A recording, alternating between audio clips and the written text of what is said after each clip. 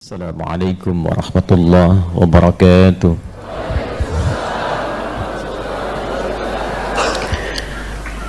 Jadi hidayah bagian kedua, jika kita sudah mendapatkannya dari Allah, maka dia bisa berwujud solusi dari setiap persoalan yang kita alami. Satu, bisa kenikmatan ibadah yang menghadirkan kemudahan. Dua, bisa jadi solusi dari setiap persoalan yang dialami. Ya, nanti ya. Tiga, hidayah bisa berarti jalan menuju kesuksesan dan kebahagiaan. Kalau sudah dapat hidayah, sukses, bahagia. Sukses, bahagia. Tiga, sukses dan bahagia. Ini sering kali saya ungkapkan. Bapak Ibu, ada sukses dan bahagia, satu. Ada sukses, ada bahagia saja. Kalau sukses saja, belum tentu bahagia. Itu bahasa Arab standarnya fauz namanya. Turunannya disebutkan 29 kali dalam Al-Quran. Turunan ini bisa berarti faiz, faizah, faizin, ya. Itu artinya kalau ada yang namanya fauzi, faizah, fauz, faizin, fauzan, orang yang diharapkan sukses dalam kehidupannya. Walaupun belum tentu bahagia. Secara bahasa. Kalau diharapkan bahagia saja, bahagia tapi belum tentu sukses. Itu bahasa Arabnya fariha, fa, ra dan ha. Ya, farhan, farah. Itu bahagia. Jadi kalau yang diberikan nama farhan, diharapkan bahagia selama hidupnya. Walaupun belum tentu sukses. Sekarang saya tanya, pilih mana? Sukses tidak bahagia atau bahagia tapi nggak sukses?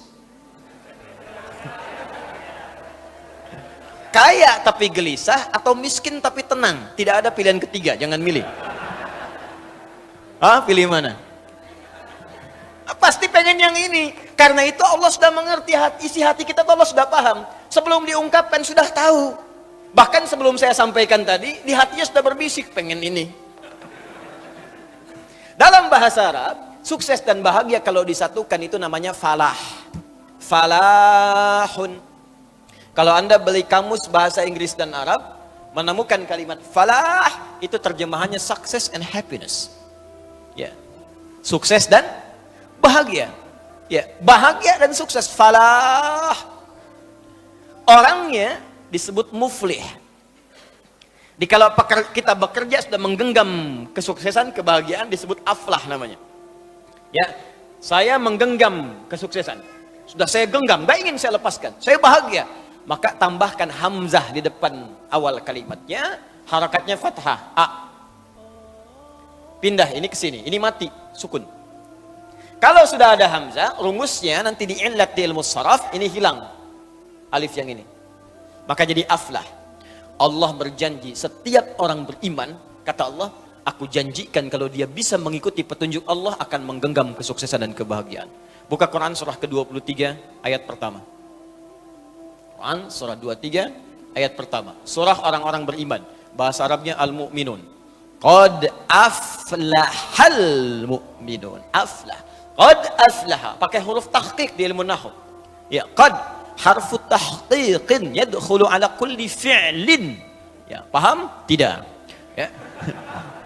Qad huruf yang menjamin kepastian yang masuk dalam setiap kata kerja di bahasa Arab. Temannya lam. Kalau lam harakat fathah masuknya ke isim, kata benda. Wal 'asr. Surah 103, innal insana la fi. Qadnya enggak ada. Karena di situ ada tanda-tanda kata benda. Apa itu? Fi. Di ilmu nahwu tanda kata benda min, ila, an, ala, fi, rubba, ba, kaf, lam, fi masuk di situ. Karena yang masuk kata benda maka menggunakan lam. Kalau masuk kata kerja menggunakan qad. Paham? Iya. Qad aflaha, orang beriman itu kata Allah, aku pastikan. Begini cara menerjemahkannya. Aku pastikan setiap orang beriman akan menggenggam kebahagiaan dan kesuksesan dalam hidupnya. Qad aflahal mu'minun. Kalau sudah bahagia, maka dirubah langsung oleh Allah, bukan pekerjaan lagi, langsung menjadi bentuk orang, subjeknya. Maka pindahlah kemudian orang-orang bahagia ini disatukanlah dengan hidayah. Jadi kalau Anda ingin mendapatkan kebahagiaan itu, pesan kuatnya, maka ambil hidayah Allah itu. Nah, hidayah ini dalam bentuk jamak bahkan diberikan oleh Allah. Disebutkanlah di Quran, surah kedua Al-Baqarah ayat yang kelima. Orang bahagianya disebut muflih, jamaknya muflihun. Al-Baqarah ayat kelima. Ulaika ala hudam mir rabbihim wa ulaika humul muflihun. Ulaika ala hudan mir rabbihim wa ulaika humul muflihun. Bahkan pakai hum. Kalau kita ngaji hum ini di ilmu nahwu, Allah bisa mengatakan begini di luar Quran. Ulaika ala hudam mir rabbihim wa ulaikal muflihun. Bisa. Tapi ketika humnya muncul, ini bukan sekedar kata ganti atau dhamir, tapi disebut dengan taukid. Penguat. Kata Allah, perhatikan cara menerjemahkannya. Kita pakai ilmu balaghah di sini. Ulaika ala hudam mir rabbihim. Mereka itu adalah orang-orang yang terus diberikan hidayah oleh Allah. Wa ulaika humul muflihun, karena dia dapat hidayah Allah, maka aku pastikan, aku jamin kata Allah, dia akan selalu sukses dan bahagia dalam setiap kehidupannya. Dan hebatnya bukan menggunakan fauqa tapi ala. Lihat sini. Baik. Riyadhus Shalihin, ini kitab. Ya, ada 1896 hadis di kitab Riyadhus Shalihin.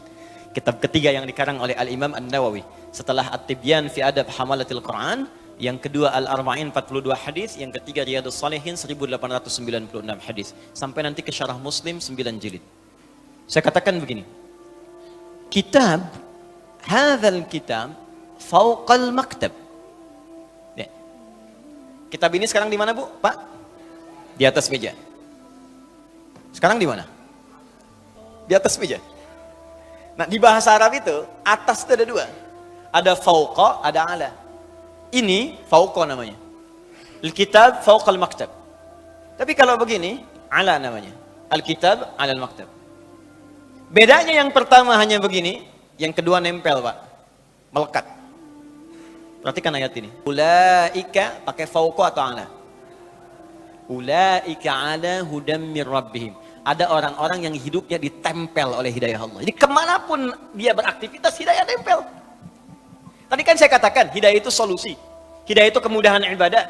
Hidayah itu kesuksesan. Jadi apapun yang dia kerjakan, bahagia saja. Apapun yang dia lakukan, sukses. Di rumah tangga karena hidayah nempel, bahagia rumah tangga. Di kantor sukses. Di pekerjaan nyaman, dan ibadahnya pun luar biasa. Itu yang terjadi pada orang-orang terdahulu. Utsman kaya, Abdurrahman bin Auf kaya, Amr bin As punya kedudukan, Muawiyah punya kedudukan, Umar jangan ditanya, Abu Bakar apalagi. Tapi tahukah Anda, di balik semua kenikmatan yang mereka rasakan itu, Al-Imam An-Nawawi menuliskan di kitab At-Tibyan fi Adab Hamalatil Quran. Kesenangan mereka, sesibuk-sibuknya Utsman, sekaya-kayanya Abdurrahman bin Auf, Tamim Ad-Dari masih sempat bangun malam setiap malam menunaikan tahajud sampai khatam Al-Quran. Inilah hidayah. Jadi hidayah saya turunkan bisa berarti satu ini kenikmatan ibadah, kedua solusi dari setiap problem yang dialami, ketiga kesuksesan dan kebahagiaan. Maknanya satu atau banyak? Jadi hidayah itu punya satu makna atau banyak makna? Banyak. Kalau banyak, maka rumusnya jadikan bentuk jama', plural. Jama' dari kata hidayah adalah hudan namanya. Ya, hidayah jamaknya hudan. Karena itulah dalam Al-Quran kata hidayah ini sering berbentuk jama'. Seringkali menggunakan kata hudan. Hudan. Kenapa diberikan bentuk jama'? Ingin memberikan gambaran kepada kita, kalau Anda dekat dengan Allah, mendapatkan bimbingan Allah, bukan cuma satu yang ingin aku berikan, semuanya aku berikan. Di Allah tidak ingin ada orang nikmat ibadah, tapi miskin, fakir saja. Ada orang kaya, tapi ibadah susah. Ini Pak, ini masjid nih Pak.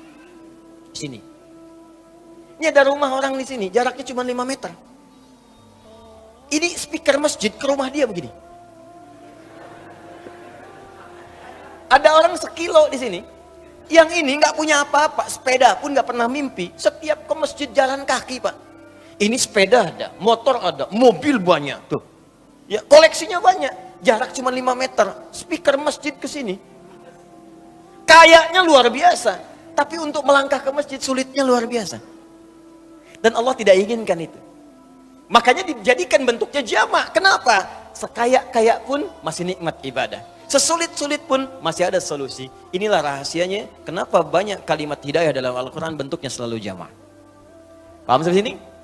Nah, sekarang kalau Allah sudah tawarkan semua kenikmatan dan keistimewaan privilege ini, maka siapa di antara kita yang tidak menginginkannya? Hanya orang kurang sehat yang tidak ingin mendapat hidayah Allah Subhanahu wa taala. Hanya orang yang mungkin, mohon maaf, kurang cerdas yang tidak menginginkan hudan dari Allah Subhanahu wa taala. Ketika kita memiliki harapan-harapan apa yang ingin kita dapatkan semuanya itu, maka Allah ternyata sudah menurunkan bimbingan-bimbingan untuk meraih apa yang kita harapkan itu. Jelas sampai sini? Baik. Maka dari itu, pertanyaan pertama sudah terjawab, apa makna hidayah? Pertanyaan kedua pun sudah terjawab, ya, apa manfaat dari hidayah?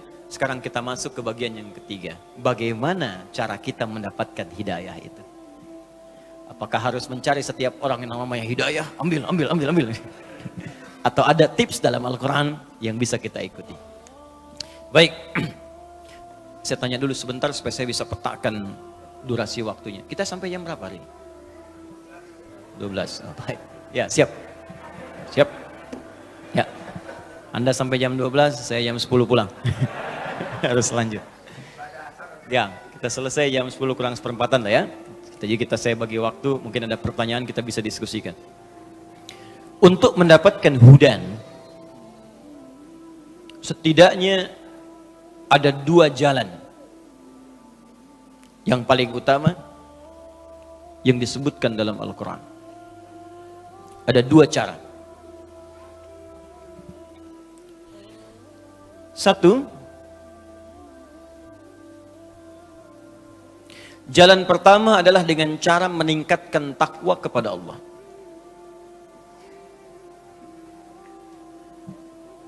Pertama, mencoba untuk meningkatkan takwa kepada Allah. Bentuknya lebih banyak disebutkan dalam bentuk ibadah ritual. Ibadah ritual. Persamaannya begini Pak, Bu. Semakin meningkat takwa, akan banyak semakin diberikan hudan, hidayah. Kalau takwa kita meningkat, ini datang semakin cepat. Datang. Orang takwa, kalau satu orang disebut taqi namanya. Nabi Yahya alaihissalam, ketika beliau disifati oleh Allah disebut dengan taqi. Quran surah ke-19. Quran surah 19 Maryam. Dari ayat 12 sampai 15-nya. Sebelah kiri dari atas sampai ke tengah. Ya Yahya khudhil kitaba biquwwah wa atainahu al-hukma sabiyya wa hanana min ladunna wa zakatan wa kana taqiyya. Satu orang. Tapi kalau dia banyak, maka berubah kalimatnya dari taqi menjadi muttaqin. Ya, jadi apa? Muttaqin. Karena itu muttaqin diartikan orang-orang yang takwa. Jamak bentuknya. Muhammad imamul muttaqin. Muhammad imam para orang-orang takwa. Ya, ada yang namanya demikian. Muttaqin orang-orang yang takwa. Ketika Allah menyebutkan kalimat muttaqin pertama dalam Al-Quran, itu disandingkan dengan kalimat hudan. Silahkan cek Al-Baqarah ayat kedua. Paling kiri sebelah atas, di mushaf. Dzalikal kitabu la raiba fi hudan lil muttaqin. Jadi kalimat muttaqin ketika disebutkan dalam Al-Qur'an pertama kali, yang pertama kalimat muttaqin. Ya, itu disandingkan dengan kalimat hudan. Bahkan saking spesialnya dikasih alif lam. Bukan muttaqin biasa. Alif lam itu kalau di ilmu nahwu disebut ta'rif. Ada ta'rif, ada istighraq. Ta'rif menunjukkan spesial, khusus. Beda dengan orang biasa. Kata Allah, aku akan berikan hudan kepada orang-orang spesial di kalangan orang takwa. Jadi takwa itu spesial, Pak, Bu. Kalau Anda ingin masuk golongan spesial yang disebut spesial oleh Allah, masuk golongan ini. Ya, VVIP. Kan lain, Pak, kelasnya. Anda masuk ke sebuah ruangan, sebuah tempat, ke bandara, VVIP mah lain sendiri. Masuk udah ada protokolnya, tempatnya enak, kadang nggak ngantri juga. Nah, ini ada orang VVIP dalam pandangan Allah. Siapa orang-orang ini? Ini al-muttaqin. Bahkan semua isi Quran itu jadi petunjuk buat dia.